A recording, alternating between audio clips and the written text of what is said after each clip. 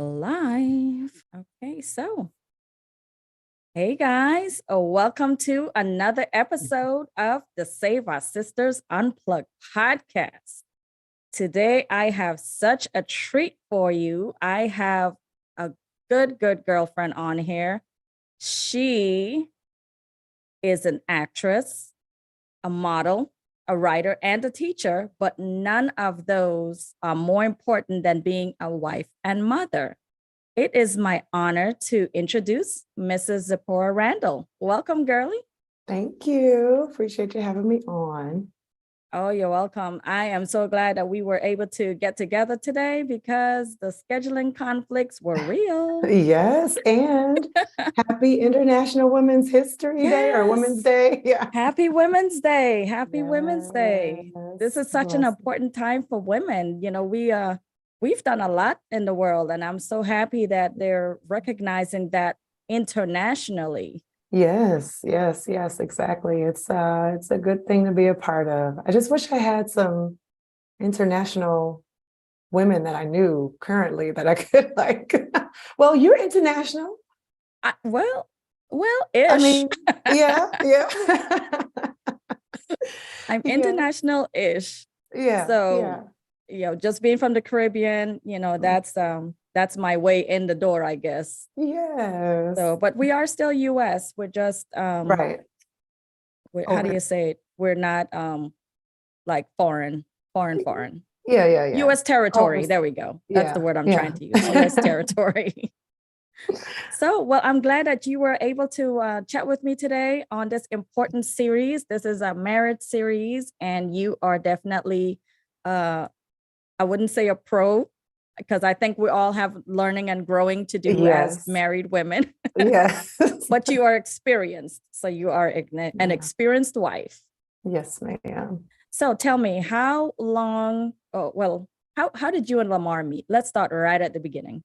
Well, we met in 2008 and we met at a party. There were Caterpillar employees, a few of them throwing like these big not upscale, but grown and sexy type parties. And It was my first time going.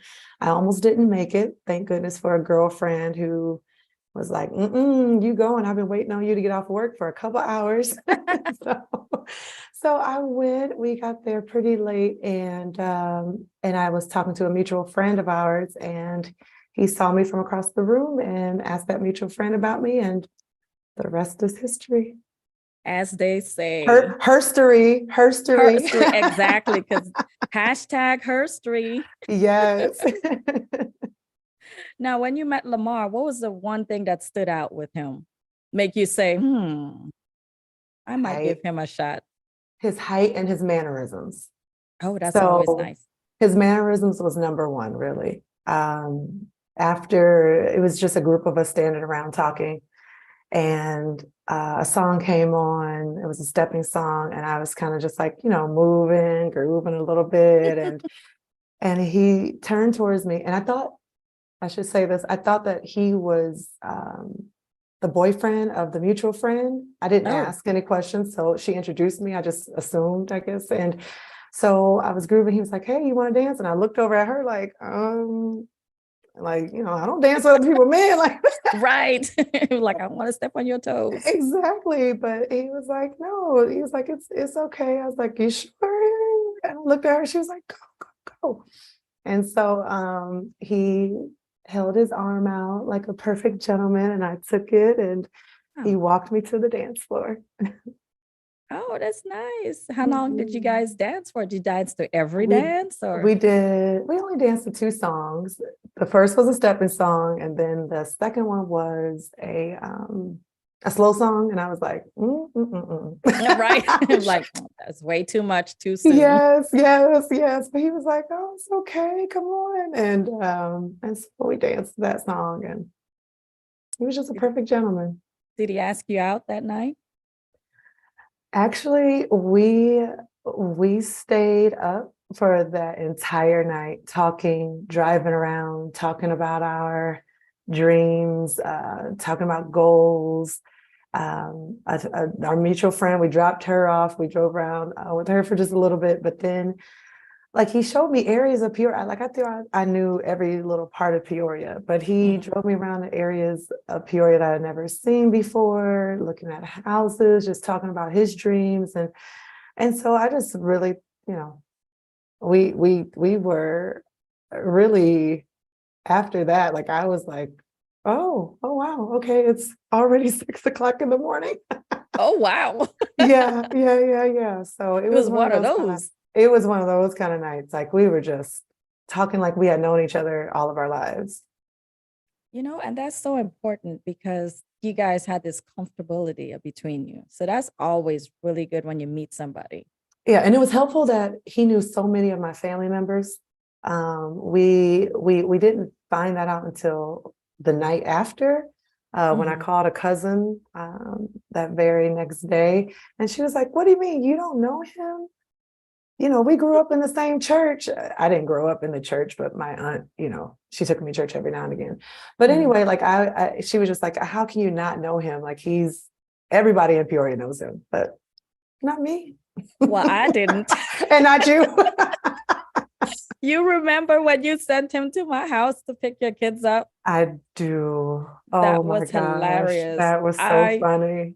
Man, listen, this is why it's important when the girlfriends get new booze, they need to let folks know. Specifically with pictures, with detailed text messages. Oh, absolutely. Because he came to the house to pick the kids up, and I'm like, who are you? I'm like, she didn't tell me that she had somebody. And so after I called you, I'm like, I'm still not comfortable giving the That's so kids to him. funny. I was like, the kids Yeah. look like they knew him. I'm like, okay. And I then was getting my uh-huh. the thing that sealed it for me, I was like, okay, well, he's wearing a Bob Marley shirt. He can't be bad. I remember you said that. That was so funny. Oh my gosh. I was Thank like, God yeah, for he the has to Bob be a Marley good guy. shirt because Thank you were not giving them babies up. No, I And I was wasn't. I was just like right around the corner getting my hair done. I think it was Wani, if I'm not I think mistaken. so. Mhm. And I was like running late, and I was like, well, he can come pick him up. It's okay, Norine. You can give him.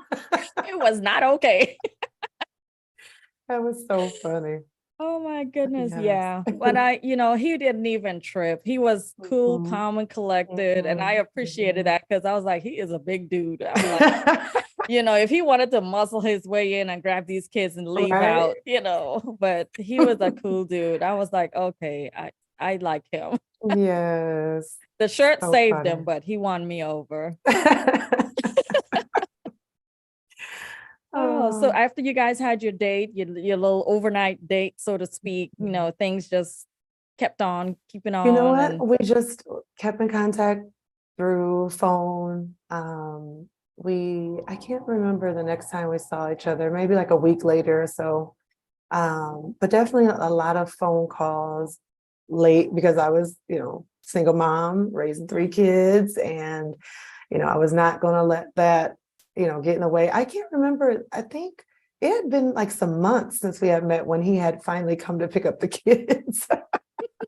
And you were like, wait a minute, hold on, I didn't know. I was like, yeah, well, I didn't, I it was didn't one think of those. so. It was one of those things. But But it hey, was, I was looking out for the babies. but it was faster than what I would have, you know, anticipated or thought that it could or should go, I Mhm. mean, but it was like you said earlier, the comfortability level was just very high, and just his morals, his values, um, the people that knew him, um, just spoke extremely high of him. So spoke so high that one cousin told me, I know you. If he ain't, just don't mess with his heart. From this beginning, she was like, I know what he's been through. I know what you've been through as well. But she was like, y'all, go slow, fill each other out. And then she was like, you make a decision before y'all get too serious. So Yeah. yeah, my cousin who was like, I was like, you my sister, like my bestie. You gonna talk to me like that? Well, sometimes we don't intentionally set out to hurt people. Sometimes we think we're ready for something, and then once you're in it, you're like, maybe I wasn't ready, Yeah, so So true. maybe that's the standpoint she was True. coming from. Maybe. So when did you know that he was like gearing up to get really serious and like pop the question? Mm, Like, what was he doing? that's a good question. Now, come on now, Norine, we Hey, talking. this is marriage. Ooh, you know what? I just feel like it was a mutual thing. I mean,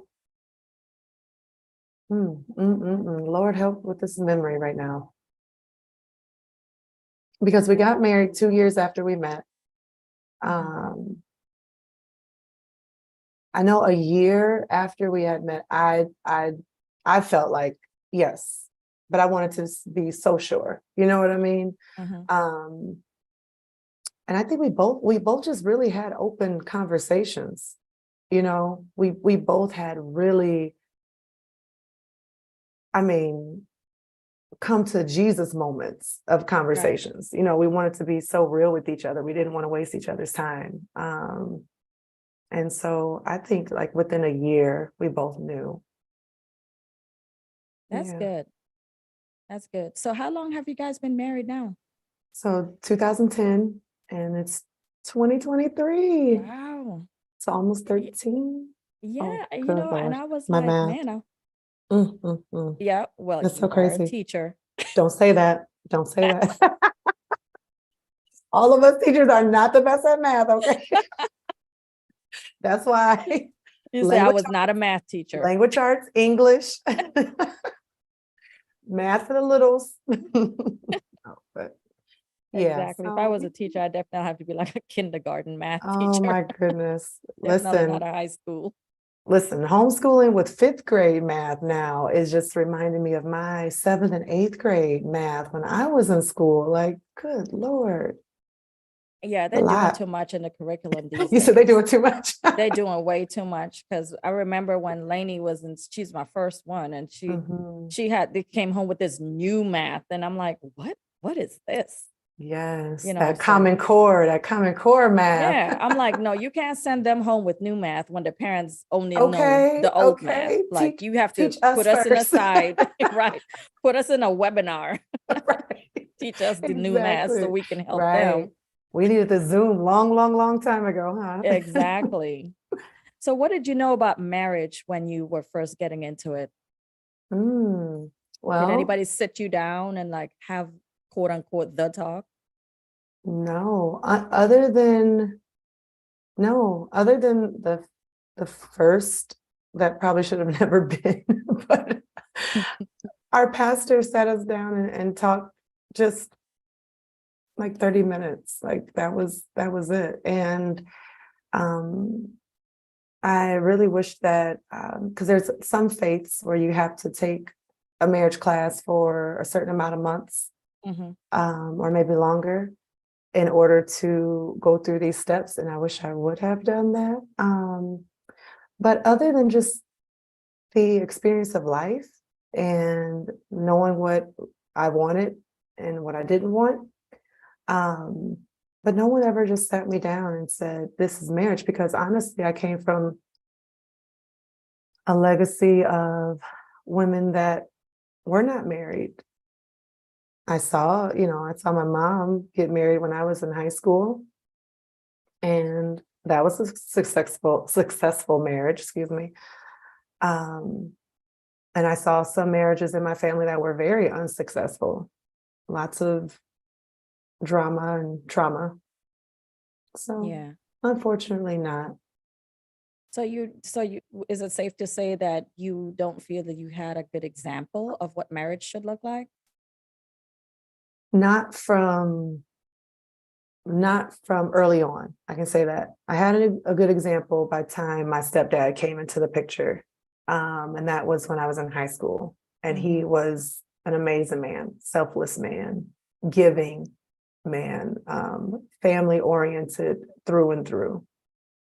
He was Showed kind me of what like a really good role model for that. he was a wonderful role model. So But that's good because Yeah. I felt like I was not prepared for marriage. I felt like I could have benefited from maybe, like you said, more parenting classes. Mhm. Um, I mean, my parents have been married for over 50 years, and I have learned a lot from watching them, the good, the bad, the ugly, things that I'm like, okay, I'm not going to do that in my marriage, you know. Mhm. But then I was like, okay, I see what she's doing. I see where she's going with this. Like it was like a couple years ago. Mom is in her 80s. I don't think she should be outside raking leaves and doing all those things. But my dad was outside raking leaves and doing all those things. And I'm like, well, Mom, why don't you just let him do it? She's like, no, he's my husband and I have to help him. Mind blown. And so I'm looking at my husband, I'm like, might be falling short. So every time he's doing something, I'm like, I feel like maybe I should go out and help, Ooh. you know? So I would say that was a moment for me. That was definitely a teaching moment because it was just a subtle phrase, but it held a lot of power. Yeah. And I think that's an amazing thing, when we can listen to women who have been there, done that for however many years, and just listen to their wisdom, listen to their heart. I think we can learn so much. I think that's why I really like when Clubhouse came along, because I was Mhm. able to listen to so many different people's stories without knowing them personally. You know what I mean? Yeah. One Yeah. moment, I'm gonna hit mute.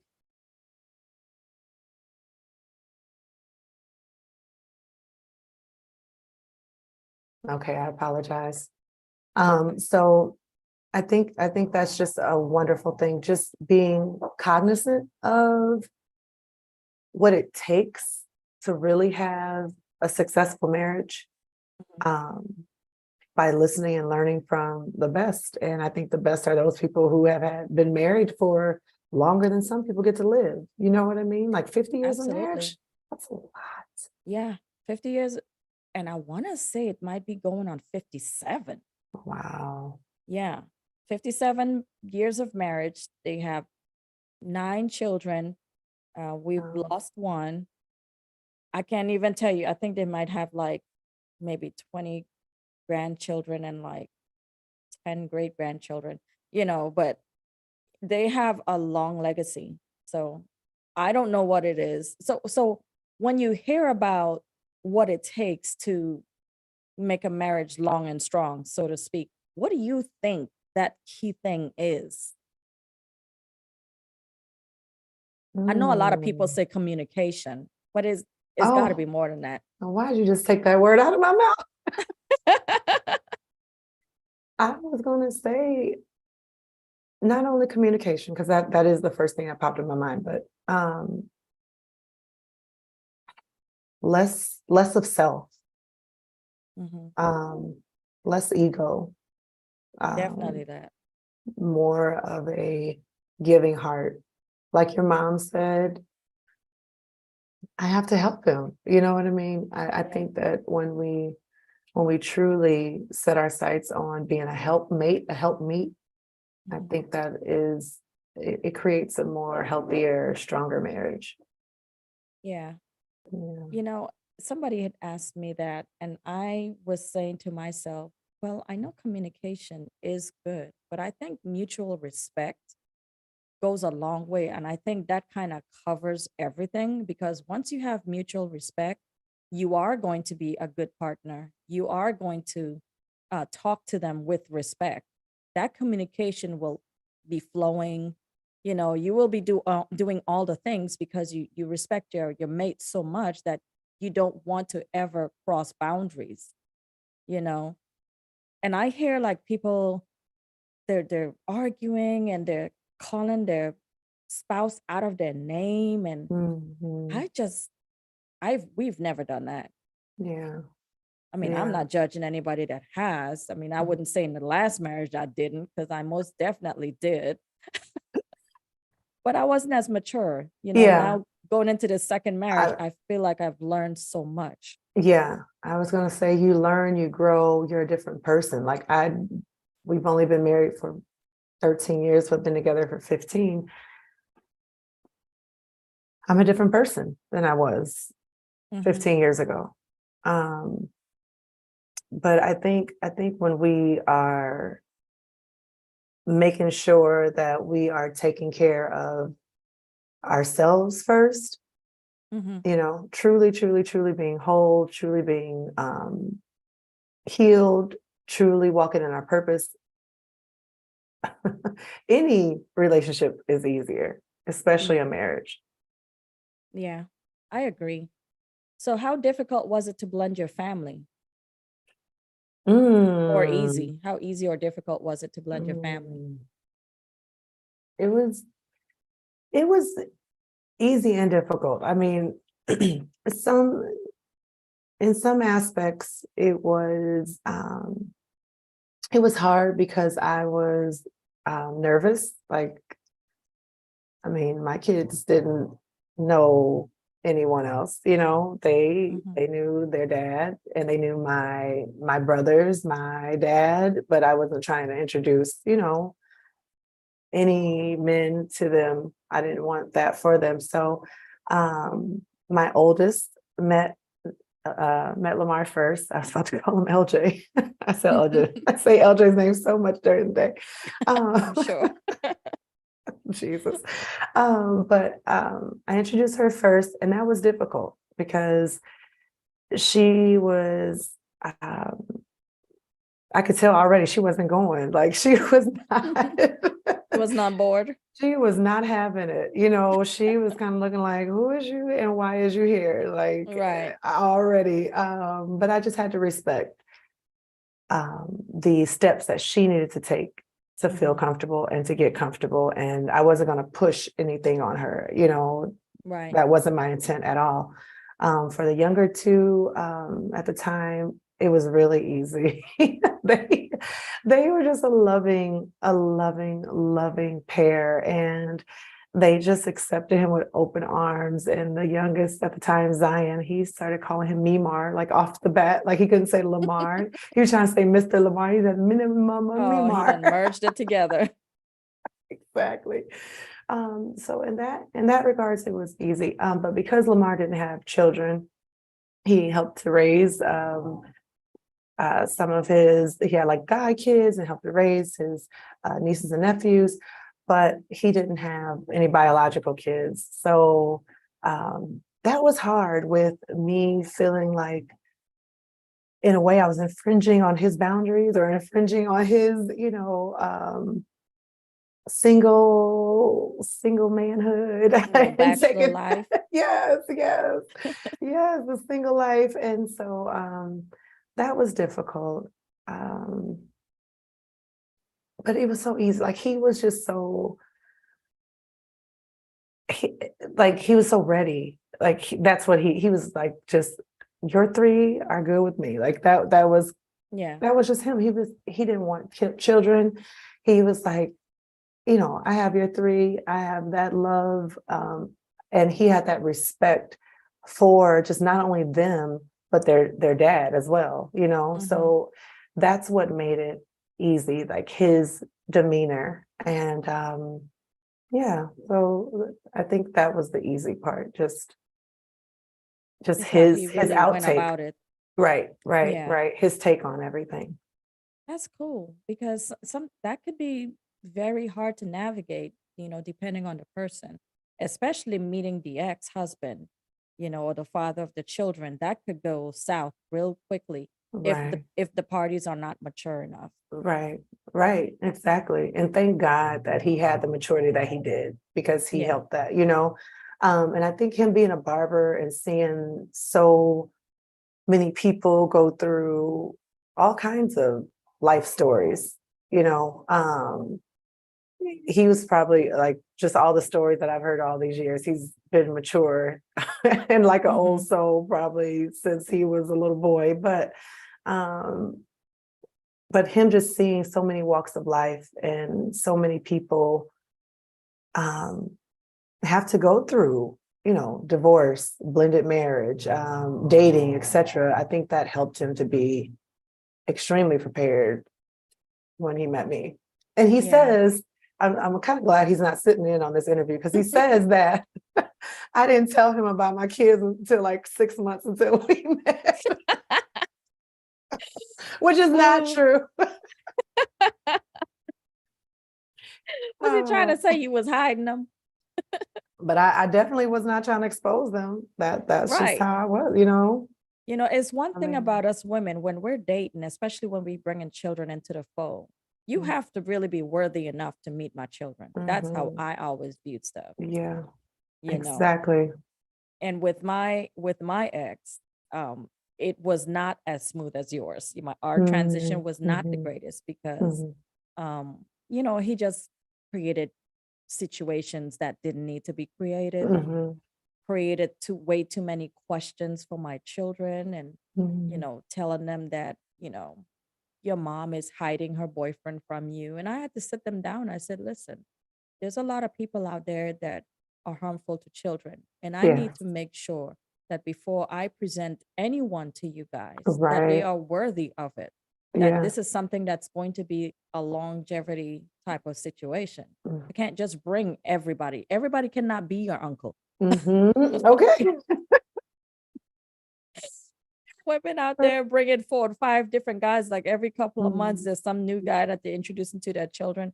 I didn't want that for them, Right. you Yeah. know. Same, definitely. But I mean, I know what you're talking about. I had my drama in a different type of way, but thank God there wasn't. Thank God that the drama that did come, my husband was mature enough to extinguish that. And that Exactly. was so helpful. And thank God nothing had to be done around the kids, or said around the Exactly. kids. And raising kids all together, I definitely tried to shield them of a whole lot, Hmm. of a whole lot. And that's what we do as moms, we just Absolutely. we don't want the weight of the world to fall upon them too early, Exactly. you know? Too Be- early, too Yeah, early, before they can yeah, even understand what's happening. right. We want to Yeah, make sure that they're prepared mentally to deal with all the yeah, things that comes with that. exactly. So I Exactly. know I know marriage does have its ebbs and flows. So when things weren't peaches and cream and things, Mhm, like there's friction, how do you guys mhm. handle that conflict? You know what? My thought to handling conflict is just go our separate ways until we calm down. But his way of handling conflict is a little differently. He wants to talk and make sure that everything is right before we go our separate ways. Like, and I don't mean separate ways like leaving the Hmm. house or anything. I just mean like, let me The go in cool this down room. period. Yeah, yeah, yeah. Yeah, exactly. And it took a while for him to really get that, and to because you know when you're in those egotistical moments or those anger moments, frustrating moments, it was easy for me to say something that maybe I really did not truly feel, but say Hmm. it just to let's just get this whole conversation over with. And it might, Right. and it did lots of times come off extremely cold, um, like like it didn't matter, but it did. But because I did not have the tools in the moment to do what needed to be done. Hmm. Um, I would just rather just let's just tea for time out, time out altogether. Um, Also, one thing that we have promised each other to do is also embrace or look each other in the eye, because it's easier to when you don't have that connection energetically and you're not on the same wavelength. It's easy to say things that you might not mean, or that you have not really thought about. So coming together, once we've had that cool down, especially, it was easier for me to like look him in the eye or embrace and just say, okay. And that was towards the beginning, but it's easier now, like to just like, okay, we're going to agree to disagree on this one. Right. Put this on the table. Exactly. Let's talk about it a little later. And then that's helpful. So now I feel like if we do have a matter of disagreement, it's easier for us to talk through. Yeah. Yeah. And that's where that mutual respect comes into. Yeah, definitely. Because Definitely. if you really don't hammer that down or get that part correct, then Mm-hmm. those times of conflict is really Mm-hmm. going to not go down very easily at Mm-hmm. all, Mm-hmm. you That's the know? truth. Yeah. And That's the truth. so with the children, being in the fold, you guys are married, you got 3 children. How do you really balance that out? Balance the time with your husband, then with the kids? Mm. You know what? Our time together.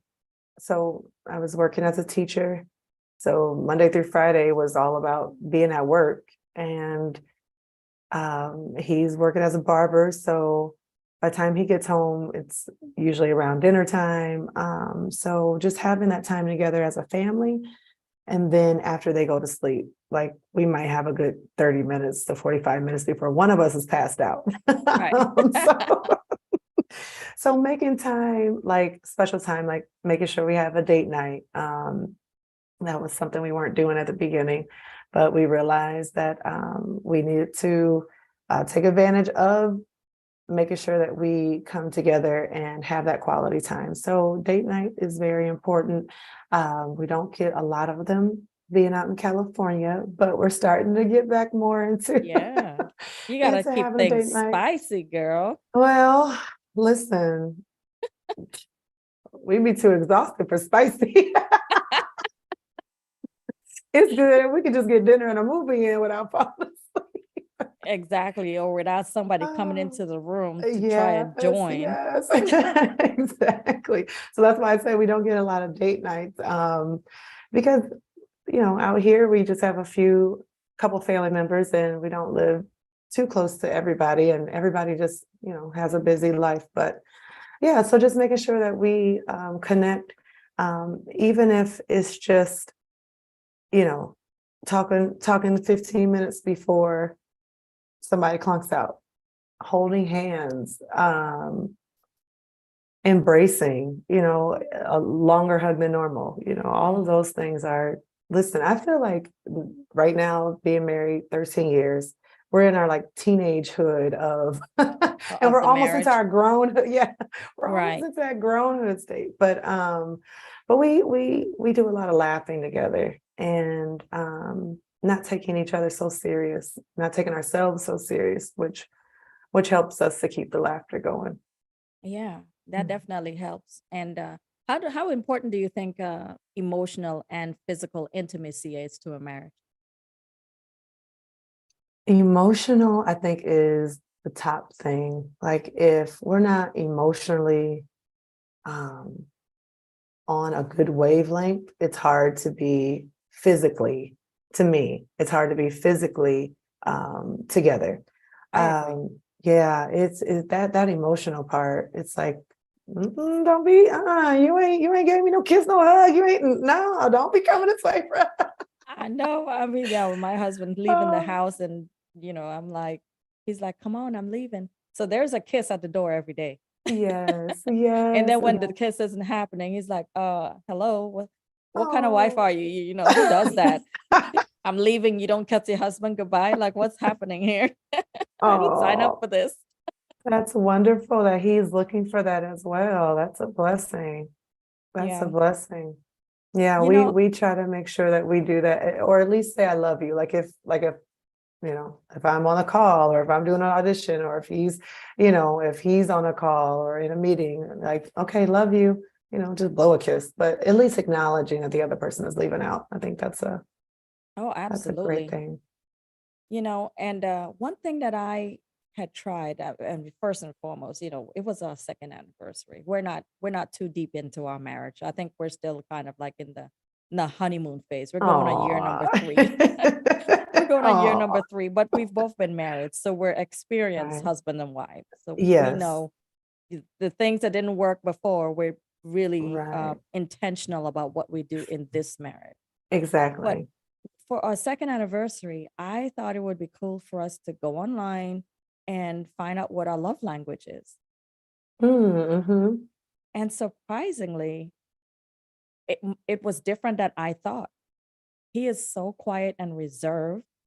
And I'm like the one that's always like pulling him out and saying, come, let's go there. Or somebody's invited us here. And he's like, Right. I'd like to stay at home, you know? Mm-hmm. And so what Mm-hmm. we found out is his love language, and our languages weren't even too far off. His love language was physical touch. That Mm. was his number one. His number two was words of affirmation. My number one love and language is words of affirmation. And my second one is physical touch. Oh, nice. And I was like, I was so blown away with that. But then after we figured that out, now I understand certain things about him. Mhm. You know, so like that entire night was like dedicated to intimacy, you know, to like just getting in our heads, not the physical part, that happened Mhm. later. Mhm. Mhm. But the girl, you know, because we're so new in our marriage, and Yeah. some Yeah. people are like strangers until they, you know, you could be married to someone for years and don't know a lot of things because you haven't really asked or you didn't know to ask. So I Mhm. found these questions online, and you know, you could buy the set from Amazon. I was like, Mhm. I'm not spending $30. I went I on and know, I right? looked at the questions, and I have my printer here, and I just printed out the questions and, you know, got that going. And so I went ahead, hold on here. I went ahead and printed them out, and they were really, really good questions. One of them was Mhm. like, um, have you told is there anything that you have not told your partner, and are you willing to tell them now? I learned something new that night. And Mm. then another question was, what is one thing that what is one thing outside of the bedroom that turns you on that your partner does? And Mm. his was that kiss at the door. I did not Oh, realize that that meant so it much. meant that much, right? Yeah. And we just did it because, you know, I like to kiss my husband. I mean, he's got those lips, you know. You know, he's got them soup coolers, honey. You know, I'll be always trying to be on them. But Yes. with going Oh, you're through so all of cute. yeah, with going through all of those questions, it just Yeah. really pulled out a lot of things that we didn't know about each other. Are you Mm. guys open to doing something like that maybe? We did that probably a few years into our marriage. I think I had a book on love languages, the 5 love languages. Mhm. I can't even remember how many there were, but I did it because I wanted to do it for my daughter as well, and Mhm. wanted to know her, because she was a teenager by then, wanted to know her love language. And then I think we did ours as well. Girl, I don't remember what his was, but we are definitely open to reviewing that.